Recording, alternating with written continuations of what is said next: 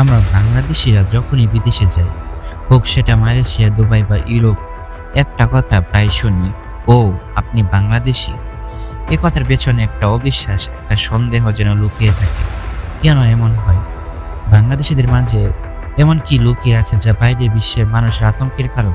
যারা এক দেশ থেকে আরেক দেশে যায় তা বিভিন্ন কারণে হতে পারে, কিন্তু যারা যায় তাদেরকে এয়ারপোর্টে একটি খারাপ দৃষ্টিকোণ থেকে দেখা হয়, যার মূল কারণ বাংলাদেশি পাসপোর্ট জালিয়াতি, অতিরিক্ত অবৈধ অভিবাসন ও প্রবাসী বাঙালিদের অনাকাঙ্ক্ষিত আচরণ।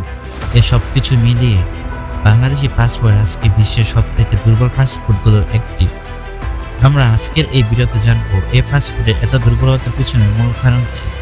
যেখানে ইন্ডিয়া তাদের পাসপোর্ট দিয়ে 60টিরও বেশি রাষ্ট্রে ভিসা মুক্ত যাতায়াত করতে পারে, সেখানে বাংলাদেশের অবস্থানই বা কেমন? আমাদের দেশের রাজনৈতিক প্রভাব কতটা এবং এয়ারপোর্টগুলো বেহাল দশা, সবকিছুর উত্তর খুঁজে বের করার চেষ্টা করবো আজকের এই ভিডিও।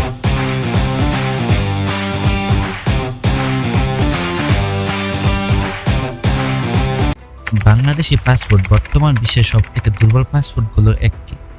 2025 সালের তথ্য অনুযায়ী বাংলাদেশি পাসপোর্ট দিয়ে ভিসা ছাড়া যাওয়া যায় মাত্র 40টিরও মতো রাষ্ট্রে, অথচ পাশের দেশের ভারতের পাসপোর্ট দিয়ে প্রায় 60টিরও বেশি রাষ্ট্রে ভিসা মুক্ত যাওয়া যায়। কেমন এমন পার্থক্য?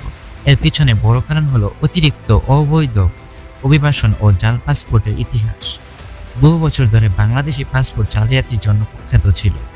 বিভিন্ন দেশের মানুষ, এমনকি রোহিঙ্গারা পর্যন্ত বাংলাদেশি পাসপোর্ট করে বিদেশে চলে যেতে দেখা গেছে। আমাদের অভ্যন্তরীণ সিস্টেম এতটা দুর্বল ছিল যে জাতীয় পরিচয়পত্র, জন্ম নিবন্ধন সবকিছু সহজে বানানো যেত। আরেকটা ব্যাপার হলো, বিদেশে গিয়ে অনেকে অবৈধভাবে থাকে। একটা দেশের পাসপোর্টের মর্যাদা নির্ভর করে সে দেশের নাগরিকরা কতটা বিশ্বাসযোগ্যভাবে বিদেশে থাকে। কিন্তু আমরা অনেকেই ভিসা নিয়ে গিয়ে আর ফিরে আসি না, অবৈধভাবে কাজ করি, এমনকি অনেকে অপরাধেও জড়িয়ে পড়ে। এই কারণে বিভিন্ন দেশের ইমিগ্রেশন অফিসাররা বাংলাদেশি পাসপোর্ট দেখলে দ্বিধায় পড়ে যায়। তারা ধরে নেন এর জন্য স্পেশাল ভেরিফিকেশন দরকার, ফলে সাধারণ মানুষকে হয়রানির শিকার হতে হয়। বিশ্বের বড় বড় দেশের এয়ারপোর্টে গেলে যে পরিমাণ শৃঙ্খলা, পেশাদারিত্ব আর নিরাপত্তা দেখা যায়, তার ছিটে ফোটাও আমাদের হযরত শাহজালাল আন্তর্জাতিক বিমানবন্দরে নেই। লাগেজ হারিয়ে যাওয়া, ইমিগ্রেশন লাইন বিশৃঙ্খলা, কর্মচারী ঠিকমতো দায়িত্ব পালন করেন না, অনেক সময় যাত্রীদের সাথে দুর্ব্যবহার করেন। এর কারণ হলো দুর্নীতি, স্বজনপ্রীতি এবং অদক্ষতা। এয়ারপোর্টে যারা কাজ করে তাদের বড় একটা অংশ নিয়োগ দেওয়া হয়েছে রাজনৈতিক পরিচয়, মেধা দেখে নয়, যার ফলে অনেকে দক্ষ না, শুধু সুবিধা নেওয়ার জন্য বসে আছেন। আন্তর্জাতিক মান অনুযায়ী প্রশিক্ষণ, মানসিকতা বা পরিষেবা দিতে পারেন না। এছাড়াও আছে ঘুষের কালচার। অনেক যাত্রী অভিযোগ করেছেন, ইমিগ্রেশন বা কাস্টমস পার হওয়ার সময় কেউ না কেউ অযথা ঝামেলা করে আর কিছু টাকা ধরিয়ে দিলে সহজেই ছেড়ে দেয়। এতে দেশে ইমেজও খারাপ হয়।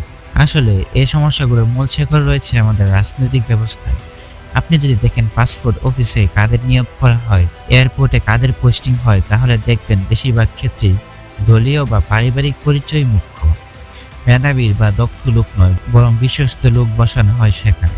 এর ফলে যে কোনো ব্যবস্থায় ভিত্তি দুর্বল হয়ে যায়। দায়িত্বশীলতা নেই, জবাবদিহিতা নেই। কেউ যদি কোনো অপরাধ করে বা গাফিলতি করে তার বিচারও হয় না, বরং দলীয় ছত্রছায়া থেকে আরো শক্তিশালী হয়ে ওঠে এ দলগুলি। ফলে পুরো ব্যবস্থা একটি চাকরি নয়, লাভবান হওয়ার জায়গা হিসেবে পরিণত হয়েছে। এর প্রভাব শুধু দেশের ভিতরে নয়, বিদেশেও পড়ে। বাংলাদেশি মানুষ পৃথিবীর নানা প্রান্তে কাজ করে সম্মানের সাথে জীবন চালাতে চায়, কিন্তু আমাদের দেশের এই দুর্বল সিস্টেমের কারণে এদেশে বিদেশেও বাংলাদেশি পাসপোর্টধারী সন্দেহ চোখে দেখা হয়। কেউ সত্যিকারে ভ্রমণ করতে গেলেও জিজ্ঞাসাবাদ, বাড়তি স্ক্যান, এমনকি ফেরত পাঠানোর শিকার হন বেশিরভাগ সময়। শেষ কথায়, আমরা যদি সত্যি চাই দেশে সম্মান রক্ষা হোক, বাংলাদেশি পাসপোর্টের মর্যাদা পারুক, তাহলে শুরুটা করতে হবে দুর্নীতিমুক্ত প্রশাসনিক ব্যবস্থা দিয়ে। পাসপোর্ট ইস্যুতে কঠোর যাচাই, এয়ারপোর্টের আধুনিক প্রযুক্তি ও প্রশিক্ষিত জনবল, এবং সবথেকে জরুরি হলো দলীয় রাজনীতির প্রভাব থেকে মুক্ত প্রশাসন। একটা দেশের সম্মান তার নাগরিকদের ব্যবহারে প্রতিফলিত হয়, আর সেই নাগরিকদের পরিচয় হয় পাসপোর্ট। যদি আমরা সেই পরিচয়কে সম্মানিত করতে চাই, আমাদের কাঠামোকে আগেই ঠিক করতে হবে।